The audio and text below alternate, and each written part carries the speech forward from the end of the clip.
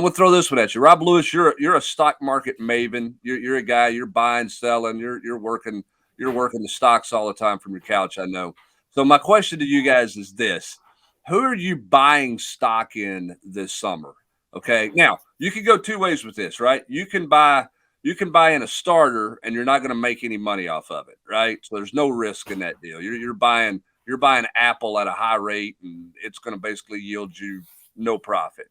Or you can take this topic and you can go and you can buy a startup young, and and try to hit on something. So that's my question to you. We're going to start on the offensive side of the ball. I don't care who goes first. Who are you buying stock in as the summer rolls in for Tennessee? I'm buying stock in Dante Thornton. Okay. I mean, I get it. Everybody's going to have projections. That's a mid-level stock. That's not a startup. That's I'll tell you who else I'm going to buy stock in. McAllen Castles. Okay. I think he's going to be kind of laying in the weeds, but quietly super productive. All right. Austin, I had two names pop in my mind: Dante Thornton and McAllen Castles. So number one, get out of my head. Number two, I'll take Squirrel White just to oppose your Dante Thornton. And I'll take, how many are we taking? Are we taking two? You can take one or you can take two. It doesn't matter. We're going offensive side of the ball first. Cam Selden, just because it feels like that's a good value play. I don't know. But I don't want to take Rob's options either.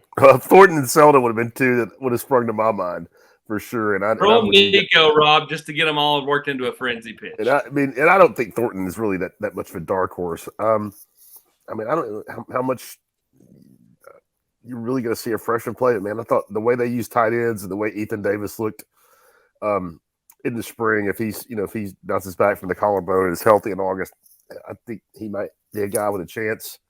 And yeah, Sewell and Thornton are two guys to me that I think are just next level athletes. I mean, how quick will it happen for Sewell? You mean Selden? Selden, excuse me, is a first year guy. And but man, Thornton you talk about looking the part. All right, so where do we put Jalen Wright's stock? Okay, where's his stock value? I mean, he was the leading rusher on this team, but yet, he's kind of an untalked about guy a little bit because, I mean, he was more talked about for fumbles last year, AP. Fair or not fair. I mean, he did fumble a little bit early, but he cleaned that up. But really, he was a kind of a low-key, not really talked about, end up being the leading rusher on this team. Did you feel like he just had it was like a quiet year for him? Maybe the whole running back group in general, it was just quiet because it was all about Hendon and it was all about Jalen Hyatt. Maybe the stock of the whole running back group was down. Maybe that's why Jesse doesn't have him listed, right? I would go. No, Jesse's a ball hater, don't you know that? Love you, Jesse. I would go more along the lines of it's a kind of that junior year for Darnell Wright. Darnell doesn't talk. Jalen doesn't talk. So thus, he doesn't get talked about because he's never out in front of the cameras. He just kind of goes about his work. He's very methodical and all that. And I know they play two different positions, but I think that their demeanor and how they go about things is very similar. So I would kind of compare it to Darnell's junior year, and I would buy stock in Jalen Wright. He's had the right approach. He is a physical enough back, and I think could showcase some things. But I'd also buy stock in Dylan Sampson. Yeah. Hey, and go ahead. Hubbard, who would you pick, and how interesting is it that so far Joe Milton's name has not been mentioned? Well, that is fascinating with Joe Milton because where do you? I mean, is he his stock could go through the roof, right, and make you a ton of money. Or I think he's one of those unknowns I was talking about. Yeah, could be a little bit. If I was buying in just a startup unknown type deal, I'm buying Ethan Davis stock right now. That guy surprised me more than anybody did in spring practice. Now I know he got hurt and that's a setback, but I did not think at all. I mean, Austin was talking earlier about leaving Pittsburgh thinking that team was going to be Alabama. I did not think at all in January that Ethan Davis was going to be physical enough to be able to play right away.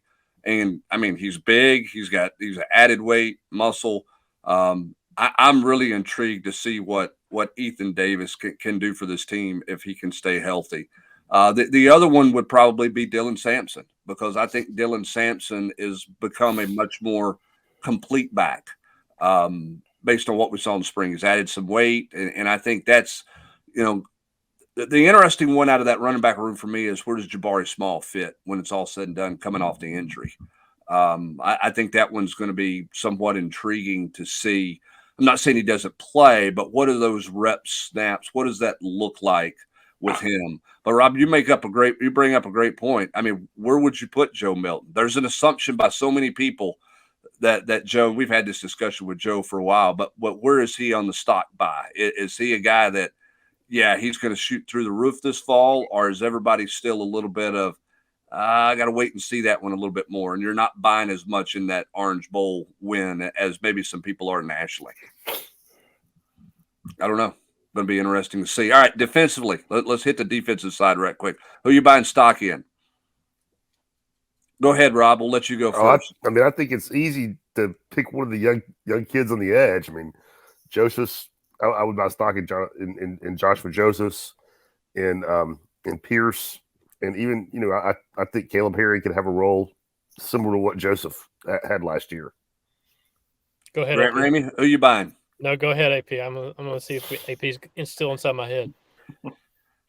I want to buy stock in Keenan Peely, and I'm also going to buy stock in the secondary. It's a flyer stock. We'll see where it goes, but I'm going to buy stock in Kamal Hadden, because I think a lot of people thought, even people in that building over there, thought Kamal Hadden would not be here. And then Kamal Hadden kind of put his head down this spring and just went and worked, and, has done all the right things since the season ended. And is that just because he knew, like, there was a possibility he may not be asked to be back, because he's not been that same chirpy person that we saw against South Carolina when you're down 25 and you're, still talking when you give up a completion for 12 yards. I mean, he's been somewhat better. Now, again, does that mean he's perfect? I wouldn't say that, but he certainly seems like he's turned the corner and had a good spring. So I'm going to take a flyer stock with Kamal Hadden. How high is Danico Slaughter's stock? Is that a value play at all? Can I call that a value play? I think anybody in the secondary is a value play, because nobody expects much.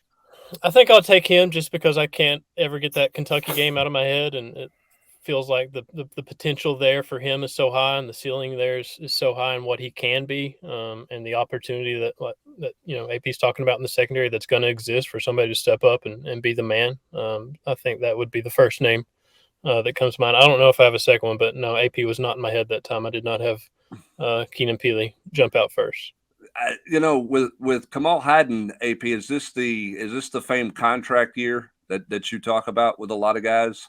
That this is, you get to that year and this is the go time type deal, and it hits them. I mean, we've seen that through the years, right? I mean, certainly I think that's possible. I mean, again, I think there were a lot of people that thought, Kamal could not graduate till after spring, so he could not have left in the wintertime. But there were a lot of people that thought he might not be back after spring. And then, after spring, everybody said, man, he had such a great spring, and had his head on straight and stuff. And I'm like, well, it was spring. I mean, it's like the turkey that goes out in the middle of the field when it's not turkey season. It's easy to walk out there when you're not going to get shot. I mean, what's he like in fall camp? If he's that same guy, and that's why I'm taking a flyer stock on.